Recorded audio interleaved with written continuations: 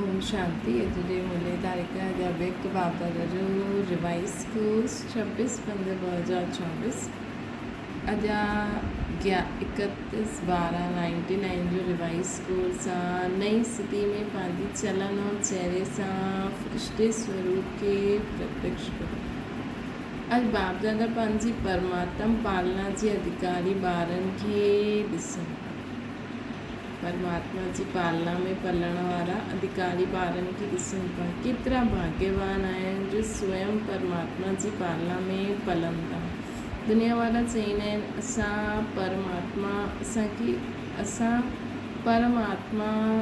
असांखे परमात्मा पाले थो, लेकिन तव्हां थोरी सी विशेष आत्माएं प्रैक्टिकल में पलो थियूं। परमात्मा पालना, परमात्मा श्रीमत, उन श्रीमत सां असां हलूं था, पलूं था। इहे पंहिंजे खे विशेष आत्मा अनुभव कंदा आहियूं। पंहिंजी महानता खे ॼाणंदा आहियो। वर्तमान समय त ब्रह्मण आत्मायूं महान आहिनि ऐं भविष्य में बि सर्वश्रेष्ठ महान आहिनि। द्वापर में बि असांजी जड़ चित्र एतिरा महान ठहींदा आहिनि जो कोई बि चित्रनि जे अॻियां ईंदो त नमन कंदो। एतिरी असांजी महानता आहे जो अॼु ॾींहं ताईं अगरि कहिड़ी बि आत्मा खे बनावटी देवता ठाहे ॾींदा आहिनि, लक्ष्मी नारायण ठाहींदा आहिनि, श्री राम ठाहींदा आहिनि, त जेसि ताईं उहा आत्मा देवता पाठ वॼाईंदी आहे त हुन आत्मा खे ॼाणंदे हुए बि कि इहा त साधारण मनुष्य आहे, लेकिन जॾहिं देवता रूप जो पाठ वॼाईंदा आहिनि त हुन साधारण आत्मा खे बि नमन कंदा आहिनि। त असांजी रूप जी महानता त आहे, लेकिन नामधारी आत्माउनि खे बि महान सम्झंदा आहिनि। त अहिड़ी महानता अनुभव कंदा आहियो, ॼाणंदा आहियो, सम्झंदा आहियो, उहा इमर्ज रूप में पंहिंजे खे अनुभव कंदा आहियो। छो जी मूल आधार या अनुभव करण कि असां उहा आत्मा आहियूं। बाप दादा सभी ॿारनि खे अनुभवी मूर्त ठाहींदा आहिनि। सिर्फ़ु ॿुधण ऐं ॼाणण वारा न, अनुभव जो त हर हिक जे चेहरे सां, चलन सां पतो पइजी वेंदो आहे न। चाल सां हुनजे हाल जो पतो पइजी वेंदो आहे। त सोचो असांजी चाल छा आहे। ब्रह्मण चाल आहे। ब्रह्मण अर्थात सदा संपन्न आत्मा, शक्तियुनि सां बि संपन्न, गुणनि में बि संपन्न। त अहिड़ी चाल आहे असांजी। ब्रह्मण अर्थात संपन्न आत्मा, सर्वशक्ति सर्व गुणनि में संपन्न आत्मा। अहिड़ी चाल आहे असांजे चेहरे सां ॾेखारे ॾींदो आहे कि साधारण हूंदे हुए बि अलौकिक आहिनि। असां तव्हां सभिनि जी दृष्टि, वृत्ति, वाइब्रेशन अलौकिक अनुभव कंदा आहिनि। जॾहिं लास्ट जन्म ताईं असांजी दिव्यता, महानता जड़ चित्रनि में बि अनुभव कंदा आहिनि। त वर्तमान समय त सभु चैतन्य श्रेष्ठ आत्मा द्वारा अनुभव थींदो आहे। ऐं हाणे त डायरेक्ट असां सां गॾु बाबा आहे बि। जड़ चित्र त असांजा ई आहे न। अमृत वेले खां वठी करे हर चलन खे चेक करो। असांजी दृष्टि अलौकिक आहे। चेहरे जो पोस सदा हर्षित आहे। असांजी दृष्टि अलौकिक, चेहरे जो पोस सदा हर्षित, हिकु रस अलौकिक आहे। बसि समय प्रति समय बदलंदो रहंदो आहे। सिर्फ़ु योग में वेहण समय व कोई विशेष सेवा जे समय अलौकिक स्मृति व वृत्ति रहंदी आहे। व साधारण कार्य कंदी हुई बि चेहरो चलन विशेष रहंदो आहे। कोई बि असांजे चेहरे खे ॾिसी कामकाज में ॾाढो बिज़ी हुजे, कोई हलचल जी ॻाल्हि बि साम्हूं अचे, लेकिन असांखे अलौकिक सम्झंदा आहिनि। त चेक करो कि बोल चाल चेहरो साधारण कार्य में बि न्यारो प्यारो आहे। त चेक करो कि बोल चाल चेहरो साधारण कार्य कंदे हुए बि न्यारो प्यारो आहे। अर्थात सदा बाप जी यादि में रही करे बाप सां गॾु कर्म करूं था। कोई बि समय अचानक कोई बि आत्मा असांजे साम्हूं अची वञे त असांजे वाइब्रेशन सां, बोल चाल सां इहे सम्झंदी कि त जीअं अलौकिक फ़रिश्ता आहिनि, इहे सम्झंदा आहिनि। छो जी अॼु जो ॾींहुं संगम जो ॾींहुं आहे। पुराणो वञे थो, नयो अचे थो। 31/12 जी मुरली आहे न। त बाबा चवनि था कि चेक करो, ख़ुदि खे चेक करो कि असां में उहा अलौकिकता आई आहे कि अलौकिकता मतिलबु कि असां बि अञा ताईं असां पुराणी रीति ॻाल्हियूं खणूं था या बाबा जी श्रीमत अनुसार हर ॻाल्हि खे पास करूं था त उहा अलौकिकता ईंदी।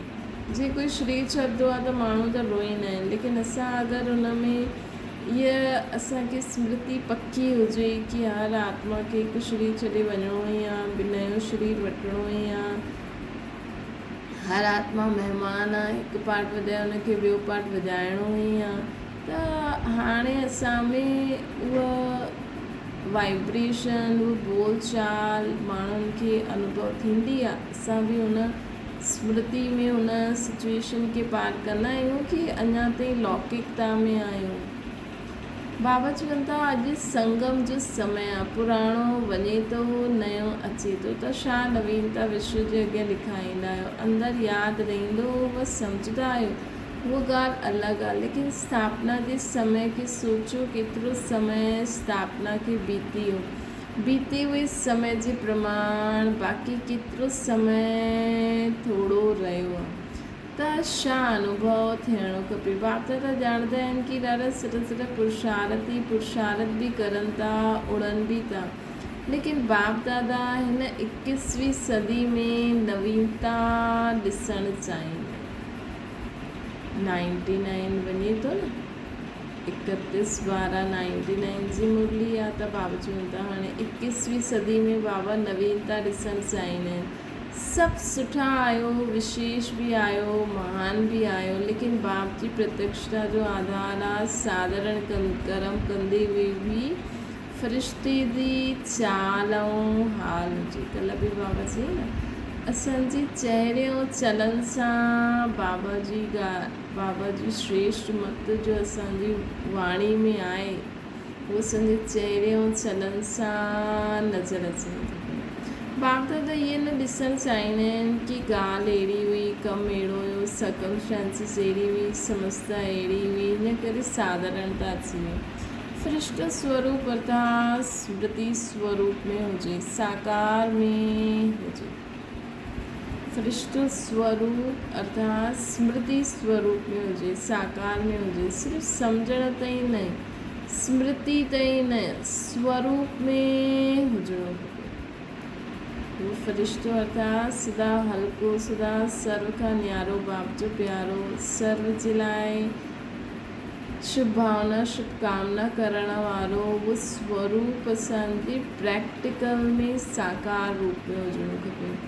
सिर्फ़ु सम्झण ताईं न, स्मृति ताईं न, स्वरूप में हुजे। अहिड़ो परिवर्तन कहिड़े समय कंहिं हालत में बि अलौकिक स्वरूप अनुभव थिए। अहिड़ो परिवर्तन कहिड़े समय बि कहिड़ी हालत में बि अलौकिक स्वरूप असांखे बि अनुभव थिए, ॿियनि खे बि अनुभव थिए। ईअं आहे या थोरो बदिलंदो आहे, जीअं ॻाल्हि ओड़ो पंहिंजो स्वरूप न ठाहियो। ॻाल्हि असांखे छो बदिले, तव्हां ॻाल्हि खे बदिले छॾियो। ॻाल्हि ई दुख जी हुई, असांखे दुख न करे, सुपिने में बि असांखे दुख मतिलबु दुख जी अविद्या थी वञे। बाबा चईंदा आहिनि कि देवी देवता इनखे दुख थोरी थींदो, त 21 जन्मनि जो वरसो वठिणो आहे न, त हाणे दुख खे बि सभु प्रकार जे दुख खे बि विदाई ॾियो। ईअं न उहा दुखी थियनि था त थोरो त दुख थींदो न।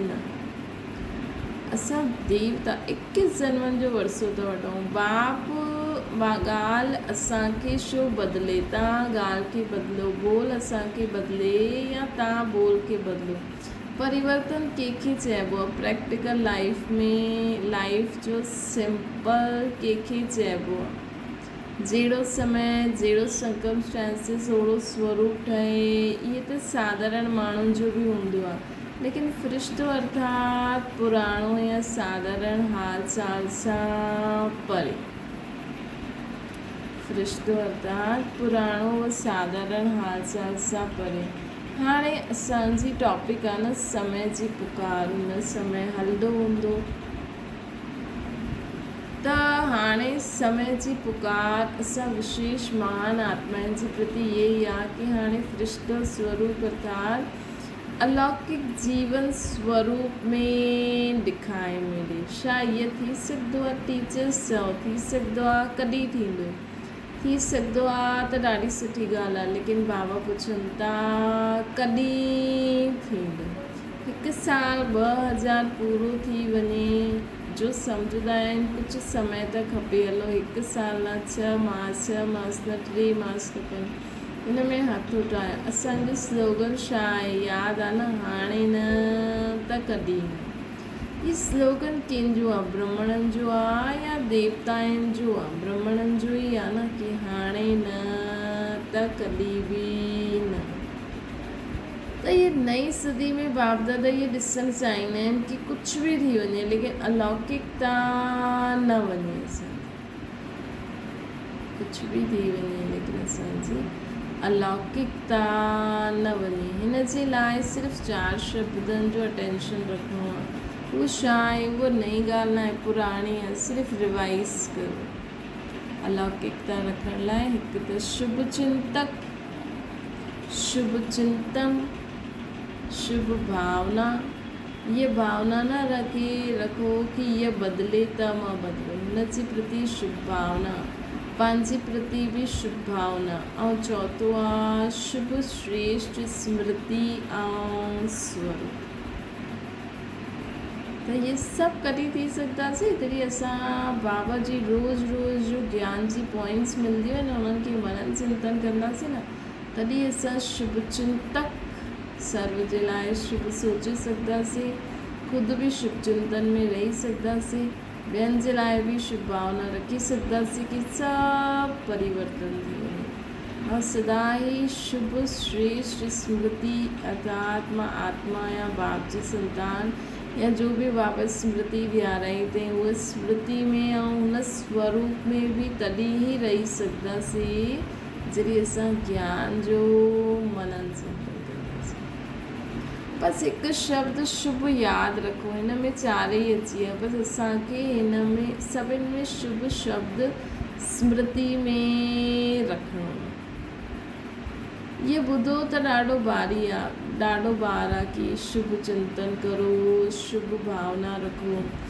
ॿुधायो बाबा त ॾाढो बार ॿुधायो अथई, हाणे ॿियो स्वरूप में लाइण जो अटेंशन रखिणो। बाप दादा ॼाणंदा आहिनि कि ठहिणो त इन्हनि खे ई आहे ऐं जो अचण वारा बि आहिनि उहे साकार रूप में त तव्हां माण्हुनि खे ई ॾिसंदा न। अॼु वर्ष जे अंत जो ॾींहुं आहे त बाप दादा मेजॉरिटी ॿारनि खे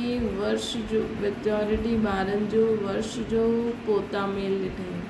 छा ॾिठो, उन मूंखे हिकु कारण ॾिठई, बाप दादा ॾिठई कि मिटाइण और समाइण जी शक्ति घटि आहे, मिटाइण और समाइण जी शक्ति घटि आहे। बाबा चवनि था मिटाइण बि आहे, उल्टो ॾिसणु ऐं ॿुधणु सोचणु बीते हुए बि मिटाईंदा आहिनि, लेकिन जीअं तव्हां चईंदा आहियो न कि हिकु आहे कॉन्शियस ॿियो आहे सब कॉन्शियस। बाबा चईंदा आहिनि मिटाईंदा बि आहिनि, उल्टो ॾिसणु ॿुधणु सोचणु बीते हुए बि मिटाईंदा आहिनि, लेकिन छा थींदो आहे कि हिकु थींदो आहे कॉन्शियस में उहो यादि रहे, हिकु थींदो आहे सब कॉन्शियस। मिटाईंदा आहिनि लेकिन मन जी प्लेट चओ, स्लेट चओ, कागज़ चओ, कुझु बि चओ, पूरो न मिटाईंदा, पूरो न मिटाईंदा। हाणे बाबा सां एॾी ज़ोर सां बाबा खे यादि करो जेके ज्वालामुखी योग चइबो आहे, अर्थात हिकु बाप ॿियो न को। एतिरी ज़ोर सां असां यादि करूं कि असांजी आत्मा में जेको मन रूपी प्लेट आहे उहो हिकदमि साफ़ थी वञे, हिकदमि अविद्या थी वञे। छो न मिटाए सघंदा आहियो, हुन जो कारण आहे समाइण जी शक्ति पावरफुल आहे। अगरि असांखे सतत समाइण जी शक्ति जो आह्वान करो, समाइण जी शक्ति सब आसुरी स्वभाव संस्कार संकल्प आज पुरानी दृष्टि वृत्ति सब कुछ समायो। समय अनुसार समय भी बढ़ंदा है, लेकिन पोइ समय ते निकिरी ईंदो आहे। इन करे जो 4 शब्द बाप दादा ॿुधाई वो सदा न हरदम। घड़ी घड़ी वो ॻाल्हि अची वेंदी त कंहिंजे लाइ शुभ चिंतक न ठही सघंदासीं। हिकदमि जो सेकेंड बीती हो सभु कुझु भुलिजी वञे। बसि मां ऐं बाबा, उहा आत्मा बि वापसि असांजे संपर्क में अचे त असांखे हुनजी उहा आत्मा शुद्ध आत्मा जे रूप में ॾेखारे वञे। कोई बि हुन आत्मा से संबंधित कोई बि पुराणी ॻाल्हि थी त असांखे यादि बि न अचे। ईअं असांखे पूरो समाए ॾियणु, उहो समय ते निकिरी ईंदो आहे। न त अगरि पूरो असां समाईंदा न आहियूं न त समय ते निकिरी ईंदो आहे। अगरि मानो मन जी प्लेट व कागज़ पूरो साफ़ न थियो, पूरी न मिटाए सघंदा आहियो, हुन ते अगरि बदिले में तव्हां ॿियो सुठो लिखणु चाहींदा आहियो त स्पष्ट न थींदो आहे। इन करे त ज्ञान खां पहिरियों योग कराईंदा आहिनि। योग सां असांजी मन रूपी प्लेट साफ़ थी वेंदी आहे। पोइ जो बाबा जो ॿुधाईंदा आहिनि उहो लिखंदो वेंदो आहे। अर्थात सर्व गुण सर्व शक्ति धारण करणु चाहियो त सदा फुल परसेंटेज में न ईंदी आहे। बिल्कुलु क्लीन भी हुजे, क्लियर भी हुजे, तॾहिं शक्ति सहज कार्य में लॻाए सघंदा आहे। कारण इहो आहे मेजॉरिटी जी स्लेट क्लियर ऐं क्लीन न आहे। थोरो थोरो बीती बातियूं, बीती चलन, व्यर्थ ॻाल्हियूं, व्यर्थ चाल चलन सूक्ष्म रूप में समायल आहिनि। त अॼु असांखे अभ्यास करणो, सभु सूक्ष्म रूप में समायल हुई, पुराणो किचिरो सभु समाप्त थी वियो। पोइ समय ते साकार रूप में अची वेंदो आहे। त समय अनुसार पहिरियों चेक करो, पंहिंजे खे चेक करणो, ॿिए खे चेक करणु न लॻी वञिजो। छो जी ॿियनि खे चेक करणु सहज आहे, पंहिंजे खे चेक करणु मुश्किल लॻंदो आहे। त चेक करणो आहे कि असांजी मन जी प्लेट व्यर्थ सां व बीती सां बिल्कुलु साफ़। सभिनि खां सूक्ष्म रूप आहे वाइब्रेशन जे रूप में। फ़रिश्तो अर्थात बिल्कुलु क्लीन एंड क्लियर वाइब्रेशन। असां काॾे वेंदा आहियूं त हुतां जा वाइब्रेशन दिमाग़ में वेठल हूंदा आहिनि न, भले ॿियो ॻाल्हियूं भुलिजी वञूं, लेकिन कॾहिं कॾहिं उहो फीलिंग अची वेंदी आहे। त बाबा चवनि था फ़रिश्तो अर्थात बिल्कुलु क्लीन ऐं क्लियर, पुराणो कुझु बि न हुजे। समाइण जी शक्ति सां नेगेटिव खे पॉजिटिव रूप में परिवर्तन करे समाइण जी शक्ति कीअं कार्य में कंदी आहे। नेगेटिव ॻाल्हियुनि खे पॉजिटिव रूप में परिवर्तन करे समाए वठो। नेगेटिव ई न समाए ॾियो, पॉजिटिव में चेंज करे समायो, तॾहिं नई सदी में नवीनता ईंदी। त हाणे नेगेटिव न समाइणो आहे, पॉजिटिव रूप में परिवर्तन करे समाए छॾियो। जे कड़वे करेले खे असां सुठो सम्झी करे खाई वेंदा आहियूं न, उहो कड़वो बि न लॻंदो आहे। त ॿी ॻाल्हि ॿुधायूं छा ॾिठी बाबा, ॿुधायूं या ॿारहीं डोज़। जी बाप दादा पहिरियों चयईं कि कीअं बि करे मूंखे पंहिंजे साथ परमधाम में सभिनि खे वठी वञिणो, चाहे मार सां चाहे प्यार सां ई वञिणो आहे। अज्ञाननि खे मार सां, तव्हां ॿारनि खे प्यार सां वठी वञो। ईअं ई बाप दादा हाणे बि चवंदा आहिनि कि कीअं बि करे दुनिया जे अॻियां महान आत्माउनि खे फ़रिश्ते स्वरूप में प्रत्यक्ष करणो ई आहे। बाबा कीअं बि करे महान आत्माउनि खे फ़रिश्ते स्वरूप में परिवर्तन प्रत्यक्ष करणो ई आहे। त तयारु आहे न। बाप दादा ॿुधाईंदा आहिनि कीअं बि करे ठहिणो त आहे, लेकिन त नई दुनिया कीअं ईंदी, न त नई दुनिया कीअं ईंदी। त असां बि ठहिणु चाहींदा आहियूं त हुन अनुसार असांजा संकल्प बोल करो में जल्दी जल्दी परिवर्तन करो। अच्छा, ॿी ॻाल्हि छा ॾिठी, साल जो अंत आहे न। ॾिसो बाप दादा मेजॉरिटी शब्द चवनि था, सर्व न चवनि था। मेजॉरिटी बाबा चवनि था, मेजॉरिटी ॿार अहिड़ा आहिनि, सर्व जे लाइ नथा चवनि। ॿी ॻाल्हि छा ॾिठी, छो कारण खे निवारण करणु तॾहिं नवीनता ईंदी। त कारण अलबेलोपन भिन्न भिन्न रूप में ॾिठो। ॿी ॻाल्हि छा ॾिठी बाबा, कारण खे निवारण कंदा तॾहिं त नवीनता ईंदी न। ॿी आहे ॿियो कारण अलबेलोपन भिन्न भिन्न रूप में अची वेंदो। कोई में ॾाढो रॉयल रूप जो अलबेलोपन ॾिठो। हिकु शब्द अलबेलेपन जो कारण आहे सभु हलंदो आहे। छो जी साकार में त हर हिक जे हर कर्म खे कोई ॾिसी न सघंदो आहे। साकार ब्रह्मा बि साकार में न ॾिसी सघंदा आहिनि, लेकिन हाणे अव्यक्त रूप में अगरि चाहे त कंहिंजी बि हर कर्म खे बाबा ॾिसी सघंदा आहिनि। जेके परिवर्तन थियणो आहे, जेके लग्न आहे, उनखे उनजे हर कर्म खे बाबा ॾिसंदा हूंदा न। जो ॻायल आहे कि परमात्मा जी 1000 अखियूं आहिनि, लाखों अखियूं आहिनि, लाखों कन आहिनि। 1000 अखियूं आहिनि, लाखों अखियूं आहिनि, लाखों कन बि आहिनि।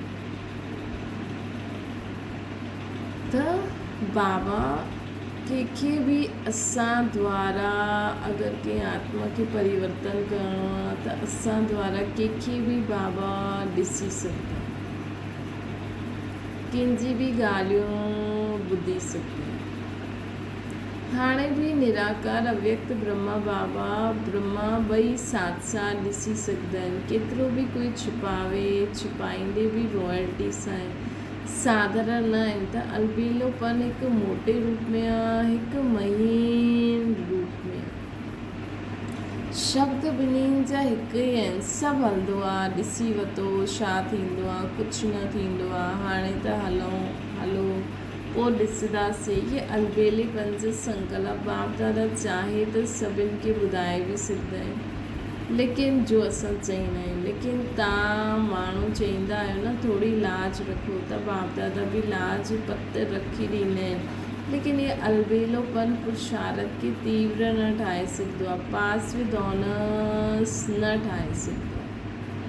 त पास विद ऑनर्स ठहिणो आहे त अहिड़ा अलबेला शब्द समाप्त करे, कोई करे न करे, मूंखे त परिवर्तन थी करे फ़रिश्तो ठहिणो ई आहे। मूंखे त बाप दादा सां गॾु प्यार सां गॾु हलणो ई आहे। त बाबा चवनि था कि हाणे जीअं स्वयं सोचता आहियो न सभु हलंदा आहिनि, त रिज़ल्ट में बि सभु हली वेंदो, लेकिन उड़ंदव न। त ॿुधियो छा 2 ॻाल्हियूं ॾिठी बाबा। हाणे परिवर्तन कहिड़े न कहिड़े रूप में, हर हिक खे अलॻि अलॻि रूप सां अलबेलोपन आहे। त परिवर्तन करिणो ई आहे असांखे। बाबा खे हिकु त असांखे अलबेलोपन न करिणो आहे। ॿियो बाबा चई असांखे फ़रिश्तो ठहिणो ई आहे। 4 ॻाल्हियूं सदा यादि रखणियूं ई आहिनि। ॿियो कहिड़े बि प्रकार जो ईअं सभु थी वेंदो, सभु ॾिठो आहे। ईअं अलबेलेपन जो शब्द समाप्त करे हाणे परिवर्तन।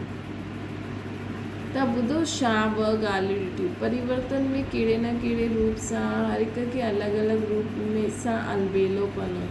त बाप दादा हुन समय मुस्कुराईंदा आहिनि। ॿार चईंदा आहिनि ॾिसी वठंदासीं छा थींदो। त बाप दादा बि चईंदा आहिनि ॾिसी वठिजो छा थींदो। त अॼु इहे छो ॿुधाइनि था, छो जो चाहे न चाहे ज़बरदस्ती बि तव्हांखे ई ठहिणो आहे, ॿियो ठहिणो ई पवंदो। अॼु थोरो सख़्तु ॿुधाइनि था, छो जी अॼु माण्हू प्लान ठाहिनि था न, इहे कंदासीं, लेकिन कारण जो निवारण न थींदो त टेम्पररी थी वेंदो। पोइ कोई ॻाल्हि ईंदी त चईंदा ॻाल्हि ई अहिड़ी हुई, कारण ई अहिड़ो हुयो, मुंहिंजो हिसाब किताब ई अहिड़ो आहे, इन करे ठहिणो ई पवंदो। मंज़ूरु आहे न, टीचर्स मंज़ूरु आहे, फॉरनर्स मंज़ूरु आहे। बाप दादा चईंदा आहिनि ठहिणो ई पवंदो। नई सदी में चईंदा ठही विया।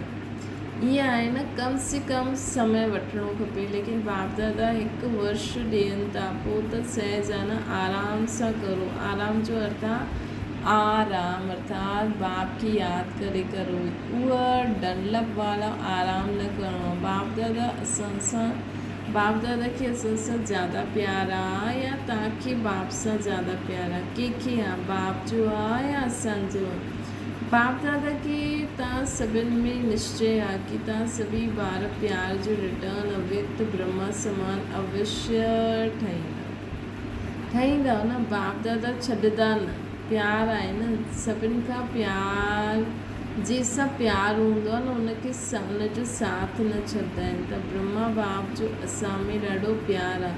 बाबा इंतज़ारु कंदा आहिनि कॾहिं मुंहिंजा ॿार ईंदा त मां समान ठाहींदमि। बाबा खे केॾी अंदरि उहो आहे कि न बाबा त शक्तिशाली आहे न। त असांखे बि कोई चीज़ ईंदी हुजे त असां चईंदासीं न हा असां ठाहे था ॾियूं।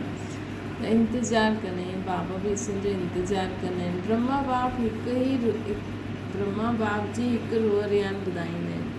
ब्रह्मा बाप शिव बाप खे चईंदा आहिनि कि तव्हां ॿारनि जी डेट फिक्स करो कि केसि ताईं इंतज़ारु करो, इहे डेट फिक्स करायो। त शिव बाप छा चईंदा आहिनि, मुस्कुराईंदा आहिनि। बाप दादा पोइ बि चईंदा आहिनि ॿार ई डेट फिक्स कंदा, बाप दादा न कंदा। त ब्रह्मा बाप ॾाढो यादि कंदो आहे त डेट फिक्स कंदा। नए वर्ष में इहे समान ठहिण जो दृढ़ संकल्प कयो। लक्ष्य रखो कि असांखे फ़रिश्तो ठहिणो ई आहे। हाणे पुराणी ॻाल्हियुनि खे समाप्त करो, पंहिंजे आदि संस्कारनि खे इमर्ज करो। पंहिंजे आदि संस्कारनि खे इमर्ज करो। स्मृति में रखो हलंदे फिरंदे मां बाप समान फ़रिश्तो आहियां। मुंहिंजो पुराणो संस्कार सां, पुराणी ॻाल्हियुनि सां कोई रिश्तो ई न आहे। सम्झो, ये परिवर्तन जे संकल्प खे पाणी ॾींदे रहणो। जे बीज खे पाणी बि खपे त धूप बि खपे, तॾहिं फल निकिरंदो आहे। त हिन संकल्प खे, बीज खे स्मृति जो पाणी ऐं धूप ॾींदा रहो। बार बार रिवाइज़ करो। मां बाबा सां वाइदो छा कयो आहे कि मां बाप दादा समान फ़रिश्तो ठाहींदा आहियां ई सही। मुंहिंजो पुराणे संस्कार, पुराणी ॻाल्हियुनि सां कोई रिश्तो ई न आहे। मुंहिंजा आदि अनादि संस्कार इमर्ज थींदा अथव।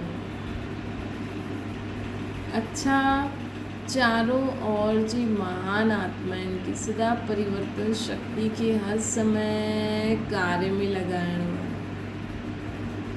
विश्व परिवर्तक आत्माउनि के सदा दृढ़ निश्चय सां प्रत्यक्ष रूप ॾेखारण वारा ब्रह्मण सो फ़रिश्ता आत्माउनि के सदा हिकु बाप ॿियो न कोई बाप समान ठहिण वारनि खे बाप दादा जो बाप दादा जे प्यार जे रिटर्न ॾियण वारे महावीर आत्माउनि खे बाप दादा जो यादि प्यार ऐं नमस्ते। असांजी बि बाप दादा खे यादि प्यार, गुड मॉर्निंग ऐं नमस्ते। चारों ओर जे ॿारनि खे नए वर्ष, नए युग जी, नए जीवन जी मुबारक हुजे, मुबारक हुजे, मुबारक हुजे। हिन नए वर्ष में ब्रह्मा बाप जी द्वारा उच्चारे हुए महावाक्य सदा याद रखना है। निराकारी, निरहंकारी, साथ साथ नवनिर्माणदारी।